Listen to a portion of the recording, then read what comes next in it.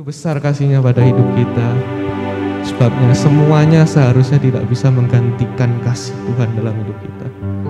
Sampai semuanya habis berlalu, mari kita naikkan pujian bagi Dia.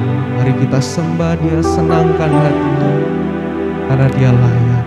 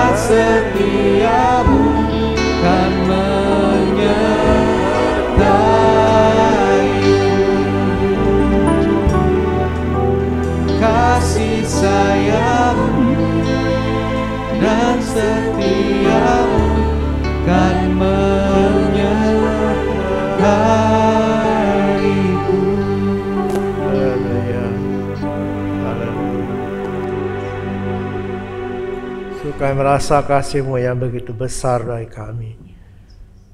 Tuhan, walaupun kami banyak mengalami hal-hal dalam hidup kami ya Tuhan, tapi kami tahu kasih-Mu tidak pernah berubah. Kau mengampuni kami ya Tuhan, karena banyak kali kami berprasangka buruk kepada Tuhan. Tolong kami agar kami boleh mengerti rencana Allah yang besar dalam hidup kami, yang Kau rancangkan dalam kasih yang besar itu. Terima kasih hari ini kami boleh ada di hadapan-Mu, kami boleh menyembah Tuhan, memuji Engkau, dan kami percaya apa yang kami persembahkan di hadapan-Mu ya Tuhan, akan menyenangkan hati Tuhan. Terima kasih untuk kehadiran-Mu tengah kami, yang akan berkati kami sekali lagi dengan firman-Mu. Kuasai hamba-Mu, lengkapi dengan hikmat-Mu ya Tuhan. Biar apa yang hamba-Mu sampaikan akan menjadi berkat bagi kami semua. Kami siapkan hati kami untuk mendengar firman-Mu. Di dalam nama Yesus Tuhan dan Juru Selamat kami. Amin. Selamat pagi, Shalom Bapak Ibu. Puji Tuhan, pagi hari ini kita ada sebagaimana kita ada, dan kita percaya bahwa Tuhan itu baik kepada kita, sehingga apa yang terjadi dalam hidup kita percaya Tuhan itu selalu peduli kepada kita. Pagi hari ini firman Tuhan yang ingin saya sampaikan adalah Yesus Kristus Nabi. Ya, dulu waktu saya masih remaja, saya ingat waktu itu saya kelas 1 SMA. Di rumah itu sering kedatangan teman-teman dari kakak saya yang beragama Muslim. Lalu satu hari ada salah satu teman itu yang juga akrab dengan saya, yang mengatakan begini, orang Kristen ini salah katanya. Wong Yesus itu kan nabi, ya kok disembah sebagai Tuhan. Waktu itu saya marah gitu ya. Itu kan kata agamamu gitu. Agamaku udah bilang begitu. Saya marah kenapa? Karena Yesus dikatakan nabi. Ya, kenapa begitu? Karena gereja itu seringkali lebih menekankan tentang Yesus itu Tuhan. Ya, sehingga banyak orang Kristen tidak kenal bahwa Yesus itu sebetulnya nabi juga, gitu ya. Nabi. Dia bukan hanya Tuhan, tapi dia adalah nabi yang kita dapatkan itu bukan karena ajaran gereja, tetapi Alkitab mengatakan begitu. Dan hari ini kita mau belajar ya bahwa Yesus itu adalah seorang nabi, ya, bukan sekedar Tuhan. Bukan hanya Allah, tetapi sebagai manusia yang diutus ke dalam dunia ini, dia juga berperan sebagai nabi. Nah, dalam Ulangan 18 ayat 17 sampai 19 itu Musa itu menubuatkan bahwa Allah akan membangkitkan, katanya. Saya baca ya, Bapak Ibu dengar saja. Nanti kita akan baca Kisah Para Rasul. Dalam Ulangan dikatakan begini, ya, seorang nabi akan kubangkitkan bagi mereka dari antara saudara mereka seperti engkau ini.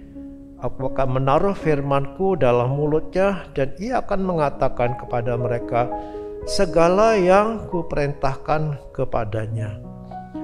Ini nubuat dari Musa. Ya, Musa diberi firman Tuhan oleh Tuhan memberikan firman kepada Musa ini bahwa akan dibangkitkan seorang nabi dari antara saudara mereka. Ya, dan nanti kita melihat bahwa apa yang dinubuatkan oleh Musa ini adalah Yesus Kristus. Ya, walaupun ayat ini diklaim atau diakui bahwa ini nubuatan bagi Nabi Muhammad, gitu ya. Mereka mengatakan begitu, ya, walaupun tidak semua ya dari saudara-saudara kita Muslim itu percaya hal itu, hanya beberapa orang yang mengatakan ini Nabi Muhammad katanya. Ya terserah mereka lah, ya, tapi berdasarkan ayat ini tadi dikatakan membangkitkan bagi mereka dari antara saudara mereka. Siapa siapa saudara mereka ini? Ini orang-orang Israel. Tentunya nabi yang dinubuatkan oleh Musa ini, atau yang dikatakan Tuhan kepada Musa ini, bukan dari suku lain, dari bangsa lain, tapi pasti ini dari orang Israel. Ya, karena dikatakan tadi dari antara saudara mereka. Ya, tapi silakanlah mereka mengambil ayat ini bahwa ini adalah nabi mereka. Kita tidak peduli. Kita percaya bahwa apa yang dikatakan oleh firman Tuhan, yang dikatakan oleh Petrus. Nah, ini kita akan baca dalam Kisah Para Rasul pasal 3 ayat 22. Itu berbicara bahwa ayat ini adalah berbicara tentang Yesus Kristus. Ya, Kisah Para Rasul 3 kita baca. Kisah Para Rasul 3 ayat 22. Bukankah telah dikatakan Musa, Tuhan Allah akan membangkitkan bagimu seorang nabi dari antara saudara-saudaramu, sama seperti aku. Dengarkanlah dia dalam segala sesuatu yang akan dikatakannya kepadamu. Dan akan terjadi bahwa semua orang yang tidak mendengarkan nabi itu akan dibasmi dari umat kita. Dan semua nabi yang pernah berbicara dari Samuel dan sesudah dia telah bernubuat tentang zaman ini, kamulah yang mewarisi nubuat itu dan mendapat bagian dalam perjanjian yang telah diadakan Allah dengan nenek moyang kita ketika ia berfirman kepada Abraham, oleh keturunanmu semua bangsa di muka bumi akan diberkati. Dan bagi kamulah pertama-tama Allah membangkitkan hambanya dan mengutusnya kepada kamu, supaya ia memberkati kamu dengan memimpin kamu masing-masing kembali dari segala kejahatanmu.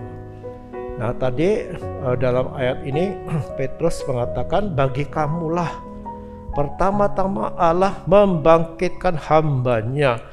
Yang dimaksudkan oleh Petrus sebagai hambanya ini adalah Yesus Kristus.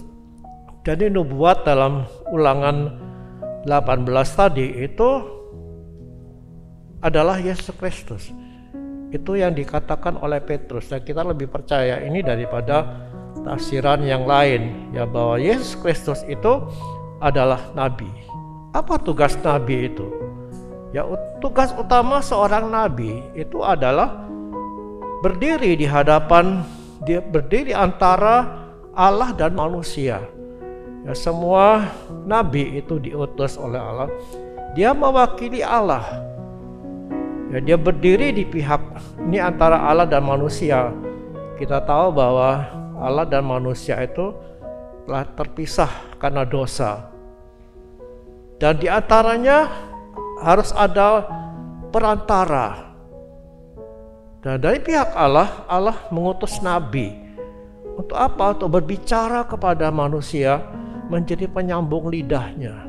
Jadi Allah berbicara kepada nabi ini, dan nabi ini melanjutkan kepada umat.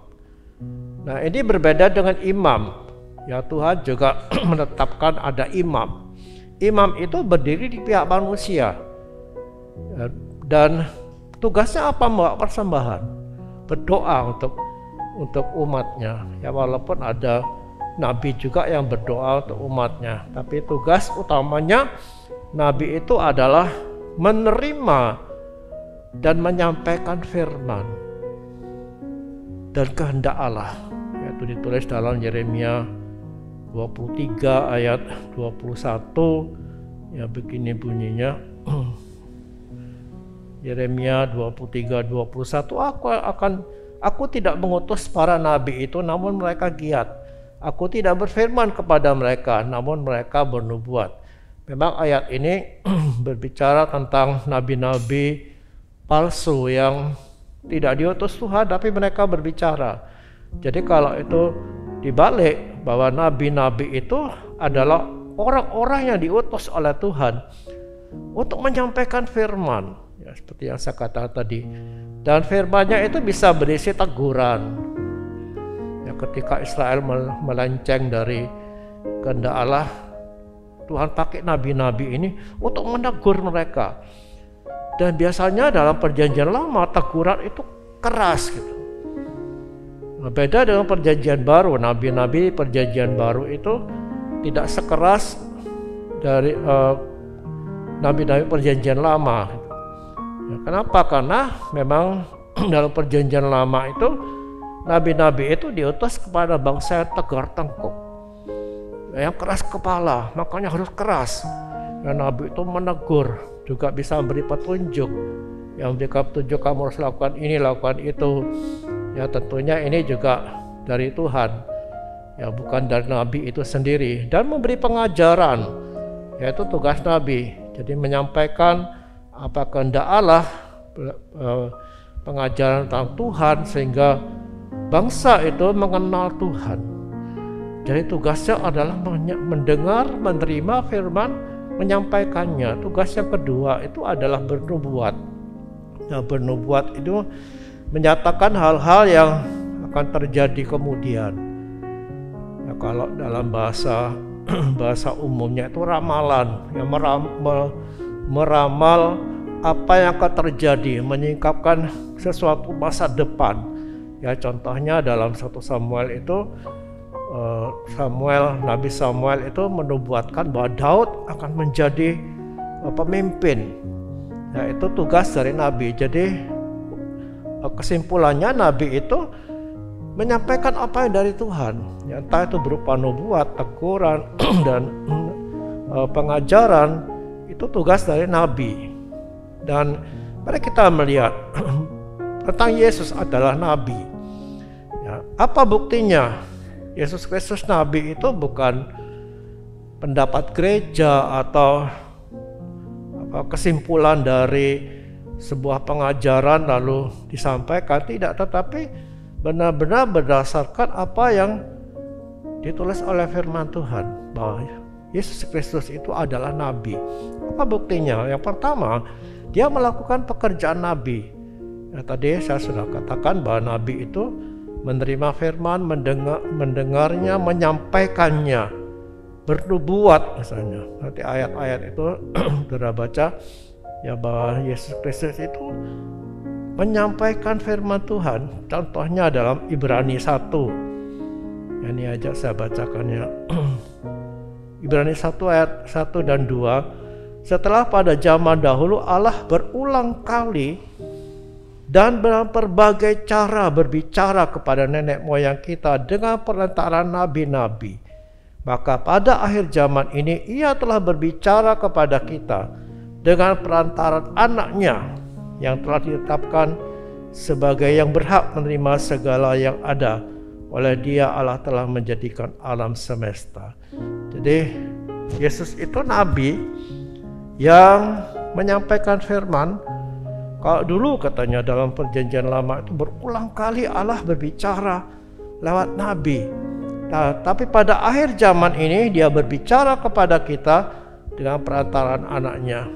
Artinya Yesus Kristus itu adalah nabi yang diutus pada akhir zaman. Kapan itu? Berarti akhir zaman itu sudah terjadi pada saat Yesus hadir di bumi ini. Itu dimulainya akhir zaman.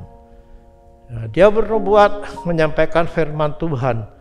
Ya, contohnya Yesus itu berbicara tentang akhir zaman. Ya, dalam Matius 24 itu dia berbicara tentang apa yang akan terjadi akhir zaman. Dan itu sudah mulai terjadi. Ya, nubuatan Yesus sudah terjadi. Berarti kita sudah ada di zaman yang paling akhir dari akhir zaman. Ya, kalau tadi saya mengatakan bahwa pada akhir zaman akhir ini Tuhan berbicara lewat Yesus, berarti akhir zaman sudah terjadi waktu Yesus hadir di bumi ini. Itu terjadi 2026 tahun yang lalu ya. Jadi bayangkan kalau 2026 tahun yang lalu sudah disebut bahwa itu akhir zaman, Sekarang apa artinya? Kita sudah ada di akhir dari akhir zaman. Nah, itu bukti pertama bahwa Yesus adalah seorang nabi yang menyampaikan firman Tuhan. Dia melakukan tugas seorang nabi. Yang kedua adalah mengapa Yesus itu disebut nabi? Buktinya adalah orang-orang memandang Yesus dan mengakui Yesus itu sebagai nabi. Ya, ayat-ayat ini mengatakan banyak, salah satu contohnya ya dalam Matius 14 ayat 5, Herodes ingin membunuhnya tetapi ia takut akan orang banyak yang memandang Yohanes sebagai nabi. Oh, ini Yohanes ya. Dalam Yohanes 4 ayat 19, kata perempuan itu kepadanya, ini perempuan Samaria, Tuhan, nyata sekarang padaku bahwa engkau seorang nabi. Nah, ini kata-kata yang disampaikan langsung oleh perempuan Samaria itu kepada Yesus. Ya, setelah Yesus berbincang banyak, kesimpulan perempuan ini adalah bahwa Yesus itu adalah seorang nabi. Dalam Lukas 7 ayat 14, Matius 21 ayat 11, nabi dari Nazaret katanya. Nah, ini membuat orang-orang itu jadi ragu. Ya, karena tidak pernah ada nabi datang dari Nazaret katanya. Lukas 7 ayat 16, nabi besar. Ya, Lukas 17 ayat 16 mengatakan begini, semua orang itu ketakutan dan mereka memuliakan Allah sambil berkata, seorang nabi besar telah muncul di tengah-tengah kita. Allah telah melawat umatnya. Ini pernyataan-pernyataan dari masyarakat, baik seorangan seperti wanita tadi atau banyak orang yang mengambil kesimpulan bahwa Yesus ini nabi besar yang keluar dari Israel. Dan Yesus tidak membantah. Ya, Tuhan tidak melarang. Ya, ketika berhadapan dengan perempuan itu kan ngomong, nyata bagiku sekarang bahwa aku adalah seorang nabi. Tuhan tidak bilang gini, jangan sebut itu, aku bukan nabi. Ya, kalau benar Yesus bukan nabi, dia pasti bantah itu. Tapi Yesus tidak membantah. Walaupun dia tidak mengatakan, oh ya benar, enggak. Tidak membantah itu berarti mengiyakan apa yang disampaikan oleh orang itu, atau pendapat orang, pandangan orang tentang dia, itu adalah benar. Bahwa Yesus itu adalah seorang nabi. Dan bukti yang ketiga adalah tersirat bahwa Yesus itu menyebut dirinya sebagai nabi. Memang dia tidak pernah mengatakan begini, aku ini seorang nabi. Tidak pernah. Dan memang sebetulnya kalau ada orang yang mengaku dirinya nabi, itu patut dipertanyakan, benar enggak? Tidak ada seorang nabi atau seorang rasul yang mengatakan aku ini nabi. Tidak pernah. Dari mana nabi itu bisa diakui sebagai nabi? Dari pengakuan orang. Orang mengambil kesimpulan. Seperti perempuan Samaria tadi. Ketika berbincang dengan Yesus, dia mengambil kesimpulan. Ternyata bahwa engkau seorang nabi. Dan tidak pernah seorang mengatakan aku ini nabi. Ya, kalau orang itu mengaku dirinya nabi dan orang lain tidak bisa membuktikan itu ada nabi yang tidak benar. Ya, tapi seorang nabi itu didapatkan dari pengakuan orang, karena melihat apa yang dilakukan, apa yang dikatakan, baru orang mengatakan, oh ini nabi. Tapi secara tersirat, Yesus itu mengakui bahwa dirinya nabi. Ayat 15, Matius 13 ayat 57. Lalu mereka kecewa dan menolak dia. Maka Yesus berkata kepada mereka, seorang nabi tidak dihormati di mana-mana. Ya, saya ulang, seorang nabi dihormati di mana-mana kecuali di tempat asalnya sendiri dan di rumahnya. Ya, karena orang-orang di Nazaret ini, bahkan keluarganya sendiri yang menolak Yesus, yang menganggap Yesus penyesat. Lalu Tuhan mengatakan ayat ini, Seorang nabi dihormati di mana-mana, dihargai, kecuali tempat asalnya. Nah, dari kata-kata ini, dari pernyataan ini, tersirat bahwa dia mengakui dirinya seorang nabi. Ya Allah, saya tadi mengatakan tidak ada seorang nabi mengakui, aku ini nabi, hormati aku. Kalau pengakuan itu muncul dari mulutnya sendiri, itu pasti bukan kebenaran. Ya, karena tidak pernah ada nabi yang mengatakan aku ini seorang nabi. Ya, baik dari Samuel sampai Nabi Musa dan nabi-nabi perjanjian lama, itu tidak pernah, sampai nabi-nabi perjanjian baru juga tidak pernah seorang nabi itu mengaku dirinya adalah nabi. Ya, kita terus. Yesus Kristus adalah nabi terbesar. Ya, nabi terbesar. Tadi dikatakan bahwa dia adalah nabi besar. Orang-orang itu, orang-orang Israel waktu Yesus melakukan perbuatan ajaibnya, mereka mengatakan seorang nabi besar telah datang. Nah, ada beberapa alasan mengapa Yesus itu adalah nabi terbesar.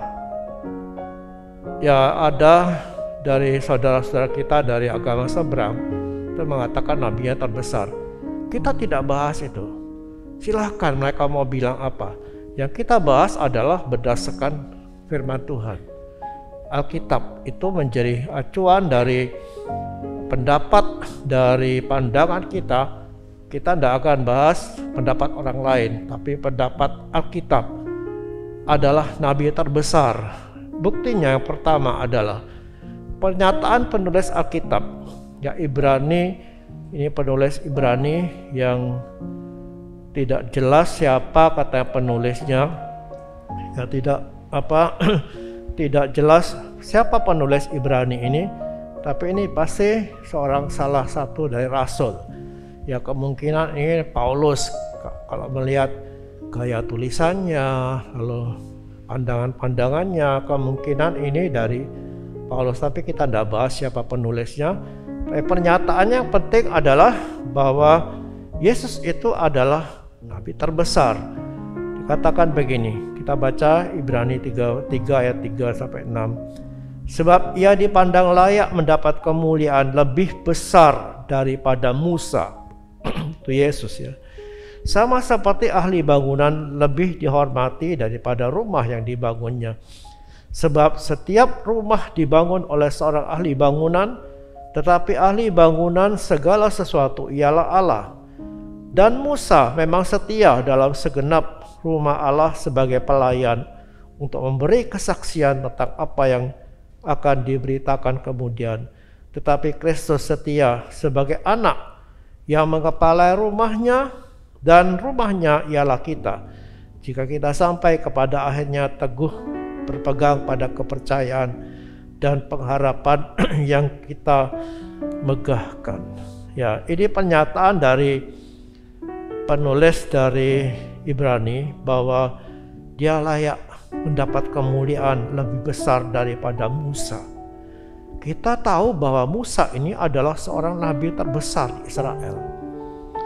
Ya, waktu saya ke Israel, saya sempat waktu makan gitu ya dengan guide-nya. Saya tanya, itu kan ada di sinagog, di rumah ibadah Yahudi itu ada namanya kursi Elia gitu ya, kursi Elia. Itu tempat di mana kalau ada anak yang lahir umur 8 hari disunat di situ. Ibu dan anak itu duduk di kursi Elia gitu. Lalu saya tanya, kenapa kok tidak kursinya Musa gitu? Ya, kok Elia? Dia tidak bisa jawab, itu tradisi. Tapi kami mengakui bahwa Musa itu nabi terbesar di Israel. Yang kedua Elia, ya, Elia. Dan kita melihat bahwa Musa itu nabi terbesar yang diakui oleh Israel. Sedang penulis Ibrani ini yang adalah orang Ibrani pasti, ya, orang Israel yang menulis surat kepada bangsanya yang mengatakan bahwa Yesus itu lebih besar daripada Musa. Jadi pengakuan Yesus sebagai nabi terbesar itu bukan pendapat dari gereja tanpa bukti, dari penulis Ibrani yang sudah menulis banyak tentang Tuhan, tentang Yesus di dalam suratnya ini, mengatakan bahwa Yesus itu adalah lebih besar daripada Musa, lebih mulia dari Musa. Ya, karena Musa itu sebagai pelayan dalam bait Allah, dalam rumah Allah, tapi Yesus itu sebagai kepala yang mengepalai rumah Allah. Jadi Yesus itu lebih besar dari Musa. Musa sebagai nabi yang paling besar di Israel, tapi Yesus lebih dari Musa. Artinya Yesus itu nabi yang terbesar daripada nabi yang besar. Yang kedua, dalam Lukas 7 ayat 28, itu Yesus mengakui Yohanes itu lebih dari seorang nabi. Lukas 7 ayat 28 mengatakan begini, "Aku berkata kepadamu, di antara mereka yang dilahirkan oleh perempuan, tidak ada seorang pun yang lebih besar daripada Yohanes. Namun yang terkecil dalam kerajaan Allah lebih besar daripadanya."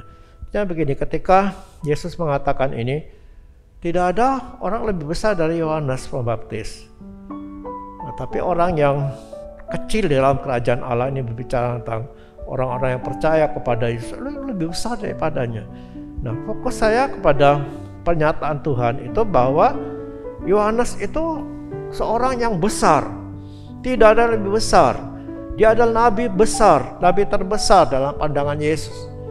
Tapi Yohanes Pembaptis itu jadi perintis jalannya Yesus.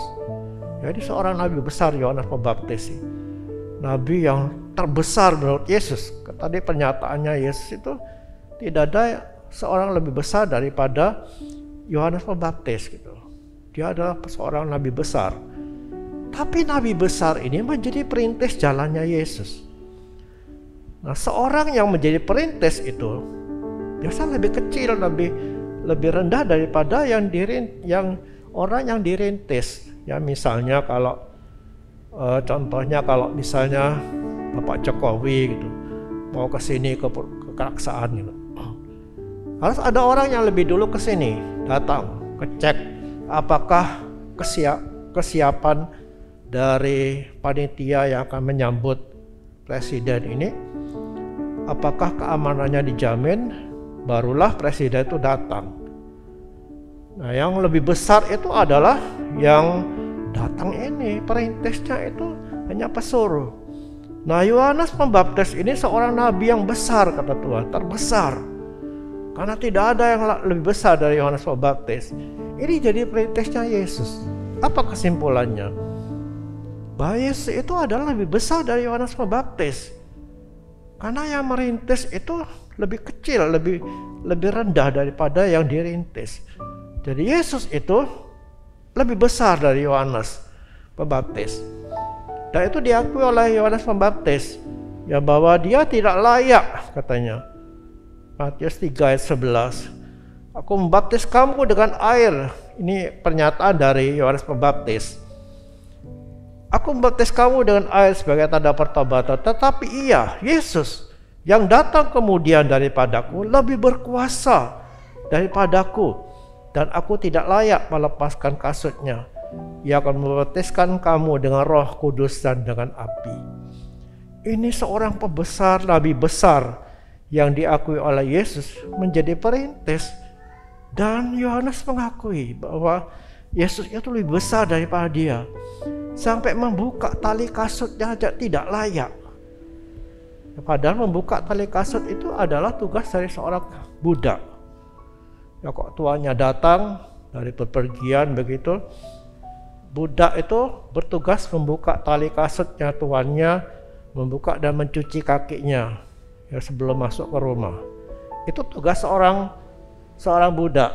Ya, dia biasanya budak yang tugasnya membuka tali kasut, mencuci kakinya itu adalah budak yang sudah tua, yang sudah tidak bisa bekerja di ladang.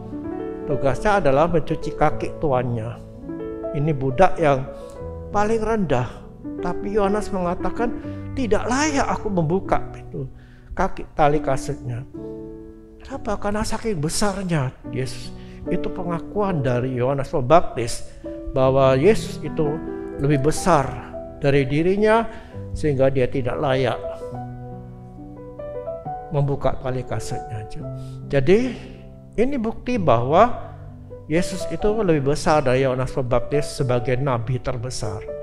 Yesus lebih besar dari Musa, Yesus lebih besar daripada Yohanes Pembaptis.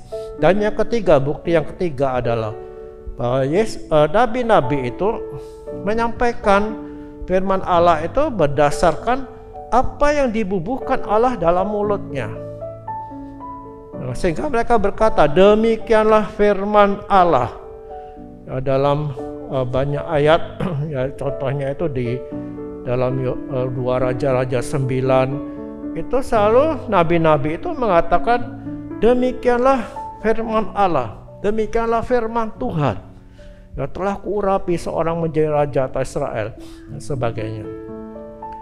Jadi semua nabi yang datang sebelum Yesus itu selalu mengatakan demikianlah firman Allah.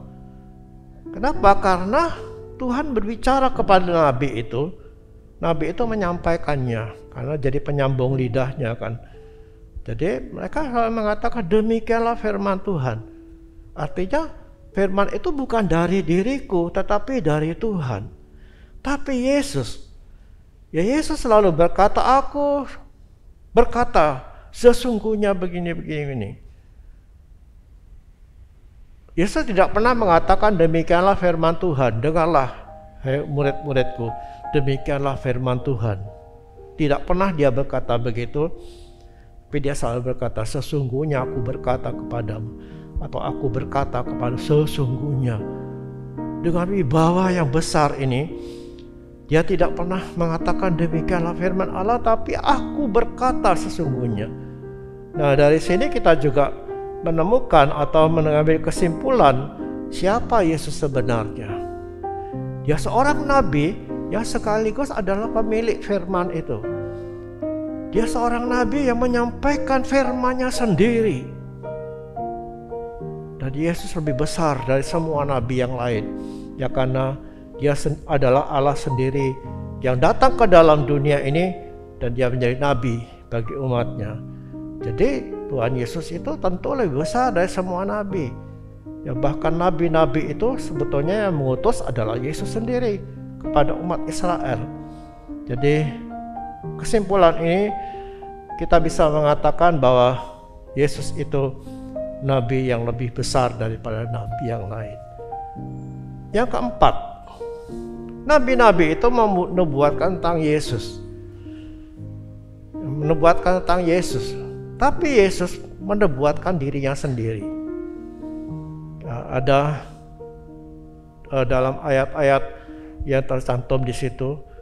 Saya beri contoh satu, Lukas 24 ayat 27.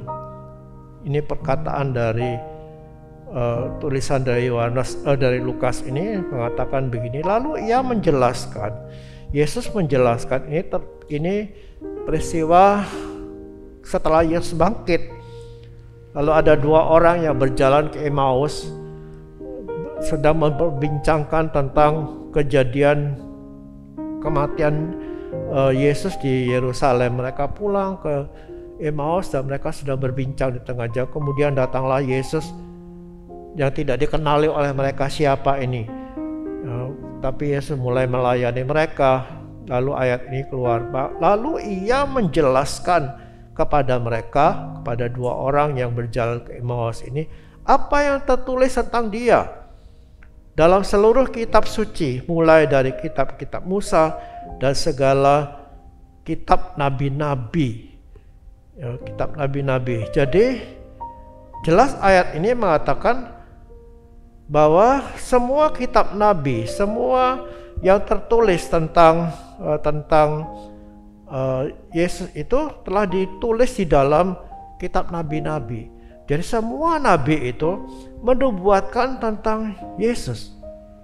Semua nabi-nabi, yang mulai dari Samuel sampai Musa pun mengatakan bahwa akan datang seorang yang diutus menjadi nabi, ya seperti yang dalam ulangan tadi, dalam pembukaan tadi. Mulai dari Musa, Samuel, terus sampai Yeremia, Yesaya apalagi. Ya, Yesaya ini paling banyak menubuatkan tentang Mesias yang akan datang, itulah Yesus. Ya, semua menubuatkan tentang Yesus, tetapi Yesus tidak pernah menubuatkan nabi. Tapi apa yang Yesus membuatkan adalah tentang dirinya sendiri. Yesus menubuatkan tentang dirinya sendiri.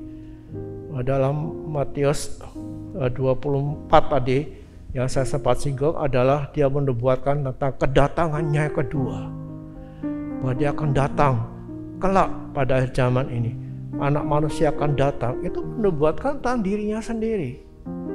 Dan nubuat yang paling berkesan menurut saya adalah dia menubuatkan tentang kematiannya sendiri. Jadi nubuat yang terbesar yang Yesus nubuatkan tentang dirinya adalah tentang kematiannya sendiri.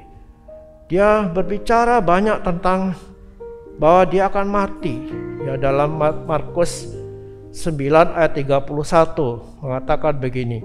Sebab ia sedang mengajar murid-muridnya, ia berkata kepada mereka, anak manusia akan diserahkan ke dalam tangan manusia, dan mereka akan membunuh dia.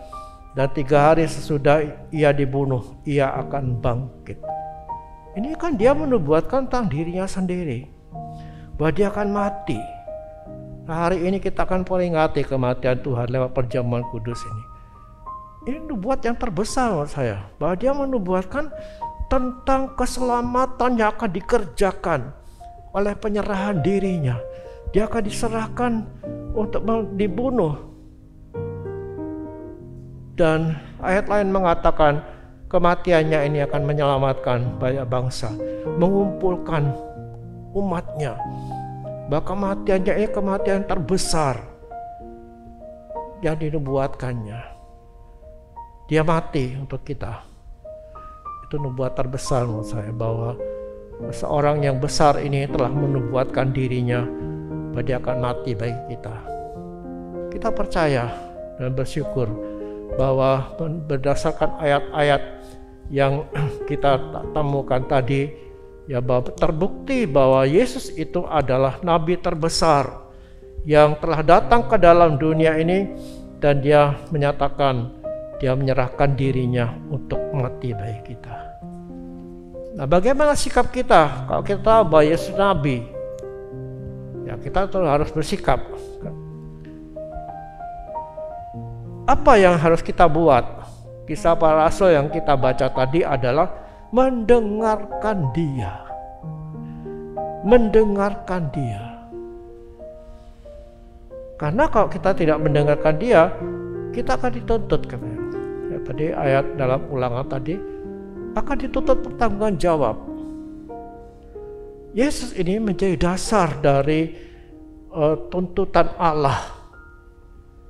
Jadi kelak manusia itu akan dihakimi, ya, dinilai dari sikapnya kepada Yesus. Kita akan ke surga bukan karena kita baik, tidak sama sekali. Surga itu terlalu besar, terlalu suci, sehingga tidak seorang pun berhak mengatakan aku layak ke surga. Tidak ada. Kebaikan apa sih yang kita buat yang bisa membuat kita ke surga? Seberapa baiknya kita? Ukuran baik itu kan relatif. Tidak ada ukurannya menurut saya kebaikan itu. Ya, kalau saya mengatakan, oh saya baik, kenapa? Karena saya suka menolong orang, memberikan uang banyak orang. Apakah itu baik? Belum tentu. Belum tentu kan? Siapa yang tahu isi hati kita? Kalau saya baik misalnya, menolong orang, kan Tuhan menilai hati. Apakah ketika saya menolong orang itu hati saya tulus atau ada maksud lain? Nah, jadi kebaikan itu relatif. Kita tidak bisa mengukur kebaikan kita. Seberapa banyak kebaikan kita yang dituntut oleh Tuhan supaya kita layak ke surga? Tidak ada ukurannya. Itu sebabnya mengapa kita ke surga bukan karena kita baik, tapi karena kita punya sikap kepada nabi besar ini. adalah mendengarkan Dia. Kita bersyukur karena kita ada di sini hari ini, karena kita telah mendengarkan Nabi itu, Nabi besar itu. Kita telah mempercayai Dia dan kita melakukan apa yang Dia ajarkan. Jadi orang selamat atau tidak itu berdasarkan sikap kita kepada Nabi besar ini. Kita ke neraka, misalnya ada orang ke neraka, bukan karena dia jahat, bukan, tapi karena dia menolak apa yang dikatakan Nabi ini. Jangan kita pikir orang itu neraka kenapa? Karena dia jahat. Tidak, karena dia menolak Nabi besar yang diutus oleh Allah ini. Kita akan pertanggungjawabkan. Ya, saya ingin baca sekali lagi ayat tadi dalam Kisah Para Rasul tadi. Dengarkanlah Dia dalam segala sesuatu yang akan dikatakannya kepadamu, dan akan terjadi bahwa semua orang yang tidak mendengarkan Nabi itu akan dibasmi dari umat kita. Yang tidak mendengarkan akan dibasmi. Jadi mari kita bersyukur hari ini karena kita sudah mendengarkan Nabi itu. Dengarkan di sini bukan hanya dengar dengan telinga, oh saya tahu. Mendengarkan dengan hati kita dan mengiyakan apa yang dikatakannya. Sampai hari ini Yesus masih sebagai Nabi. Kita tidak bisa mendengar secara langsung kata-katanya, kita bisa baca dalam Alkitab. Dan Tuhan masih mengutus nabi-nabi yang lain. Mungkin di antara kita ada nabi. Ya, ini nabi bukan nabi seperti yang kata, tapi ada karunia nabi. Orang-orang yang menyampaikan firman, orang-orang yang menyampaikan kehendak Allah. Dia seorang nabi. Tapi dengan catatan, apa yang disampaikannya tidak keluar dari apa yang diajarkan Yesus. Sebagai nabi besar, dia punya nabi-nabi kecil yang hari-hari ini juga menyampaikan apa yang dikatakan oleh nabi besar ini. Itu sebabnya mari kita dengarkan apa yang dikatakan nabi itu. Selama firman Tuhan atau apakah dalam bentuk khotbah atau dalam bentuk nasihat, ya, selama itu tidak keluar dari ajaran nabi besar ini, kita harus dengar. Tapi kalau nasihatnya sudah keluar dari garis yang telah ditentukan oleh nabi besar ini, kita harus dengan tegas menolak. Tidak. Ya, kalau ajaran itu keluar dari apa yang disampaikan oleh Yesus Kristus, kita harus berani mengatakan tidak. Karena hanya kepada nabi besar ini kita bertanggung jawab, dan Dia akan mempertanggungjawabkan semua yang kita lakukan kepada Dia. Sebab itu sekali lagi mari kita dengarkan Dia terus, baca firman-Nya supaya kita tahu apa yang dikatakannya. Ya, jangan berdasarkan apa pendapat orang, sekalipun itu pendeta besar. Kalau itu tidak sesuai dengan apa yang dikatakan nabi besar ini, kita tolak. Karena hanya kepada Dialah kita mau dengarkan untuk mengenal Dia lebih dalam lagi. Amin.